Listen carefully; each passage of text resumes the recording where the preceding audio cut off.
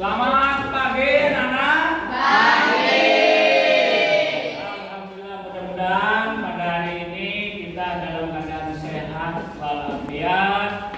Baik, hari ini kita mulai pembelajaran sejarah Indonesia. Siapkan dulu ya. Duduk. Siap. Berdoa dalam hati. Mulai.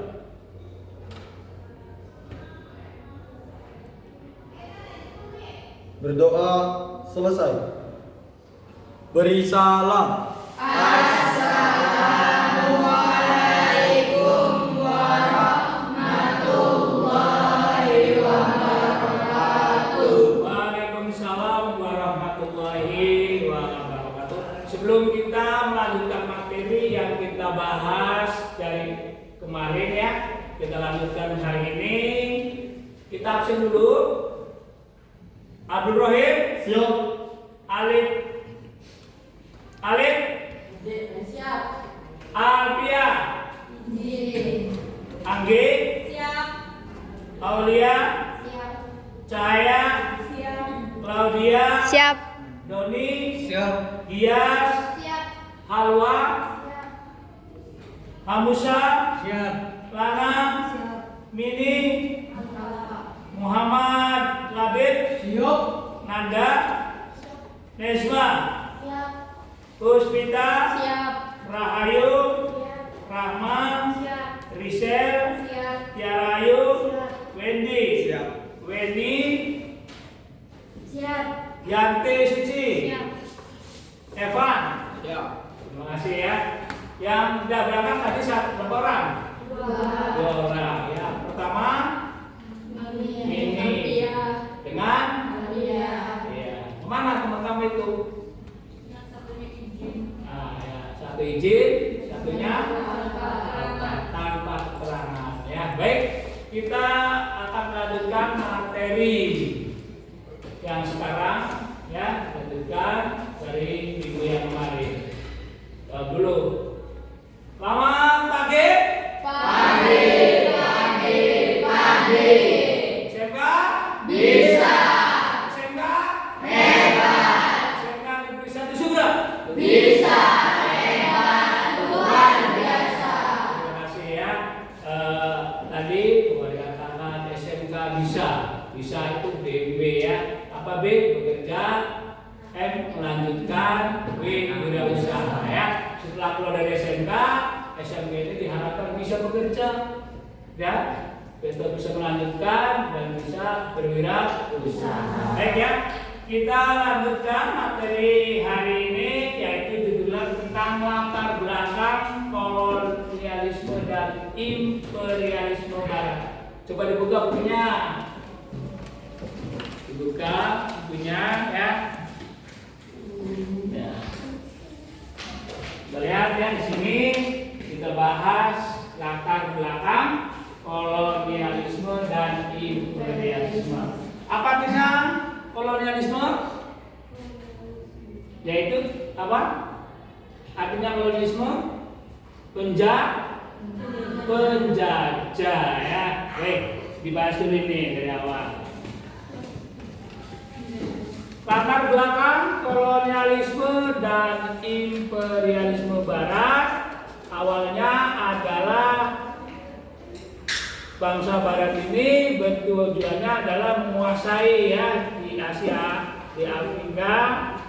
Yaitu awalnya adalah berdagang atau berniaga. Penduduk wilayah secara politik dan militer berjalan seiring dengan munculnya hasrat untuk monopoli perdagangan. Apakah latar belakang kolonialisme? Yang pertama adalah faktor utama. Yang kedua apa? Ya, baik. Sekarang faktor Konstantinopel ya. Itu yang satu, yang kedua berkembangnya paham merkantilisme di Eropa. Dilanjutkan dengan yang namanya faktor-faktor pendukung. Yang pertama apa? Baca. Adanya penemuan baru dalam berbagai bidang termasuk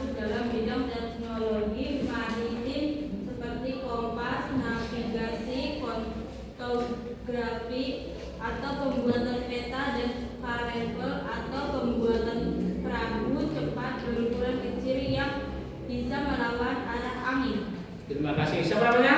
Andi. Nah, Mbak Andi, tepuk tangan buat Mbak Andi. Ya. Baik ya. Itu materi yang kita bahas ya. Sekarang menurut kalian bagaimana intisari dari materi tadi? Coba. Siapa namanya tadi? Anggi. Coba intisari dari materi tadi apa? Ketika penjajahan samudra dimulai, Eropa menikmati yang disebut abad penemuan. Abad penemuan atau abad dimulai atau abad ke-15 sampai abad ke-17. Iya. Dunia Konstantinopel menginspirasi abad penemuan atau orang Eropa berpikir keras menemukan jalur dan pusat perdagangan rempah-rempah yang baru. Terus sudah lagi? Tidak ada. Sudah ada. Baik ya. Sekarang ada yang ditanyakan? Ya. Saya mau bertanya. Siapa namanya? Kita. Puspita kelas 11 TKJ 1. Baik, apa yang ditanyakan? Jelaskan 3 kebijakan Gubernur Jenderal J.P. Kun di Maluku. Ada yang bisa menjawab? Ya, silakan siapa namanya? Aulia, Aulia. saya ingin menjawab pertanyaan dari Waduh, bagus sekali ya. Kita dulu di sebelumnya. Boleh. Silakan jawab. 1. Penaklukan Jayakarta dan pendirian Batavia. Usai menjabat sebagai gubernur VOC, JP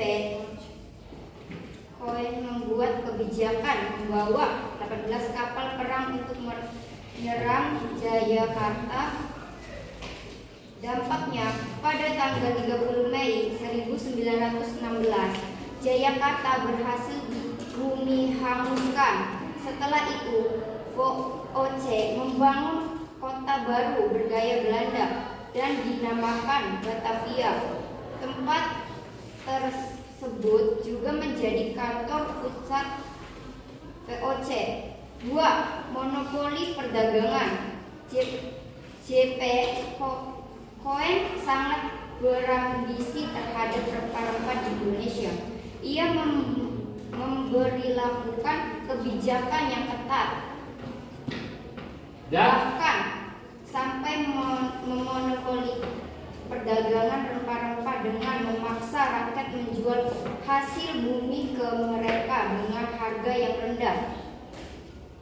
Hal ini dilakukan agar mereka mendapat keuntungan besar dan menjualnya hasil bumi rakyat Indonesia dengan harga yang sangat tinggi. 3.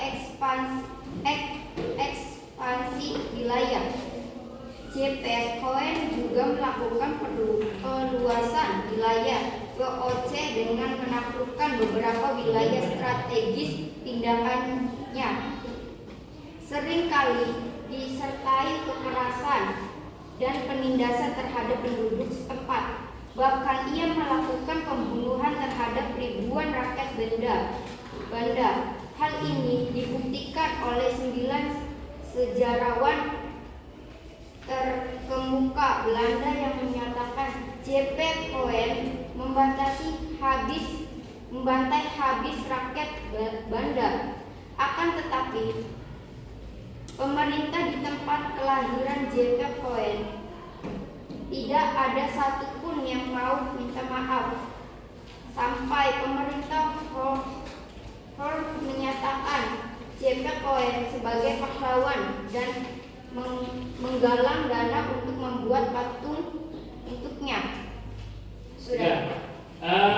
Untuk lebih simpel ya, Mbak Mita, nanti jawabannya simpel saja ya. Dan nanti dapat dimengerti dan kira-kira teman-teman kamu nantinya bisa masuk ke dalam otaknya. Ya. Ada yang ditanyakan lagi nomor 2? Siapa namanya? Dias. Hah? Dias. Dias. Ya, silakan. Tanya apa? Dari sekian banyaknya dampak negatif politik etik yang juga memiliki dampak positif sekalipun tidak menjadi tujuan Belanda menerapkan kebijakan tersebut, manakah dampak positif dari politik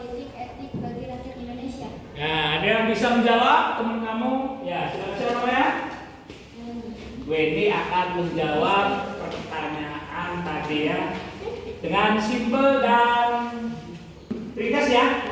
Silakan. Adanya politik etis berdampak positif bagi bangsa Indonesia. Lewat program pendidikan dibangun sekolah-sekolah di sejumlah wilayah di Hindia Belanda. Dari situlah mengalirkan tokoh-tokoh atau golongan pelajar yang kemudian berjuang untuk kemerdekaan Indonesia. Nah, dari dua pertanyaan tadi, kira-kira bisa pasti dijawab oleh teman kalian? Puas?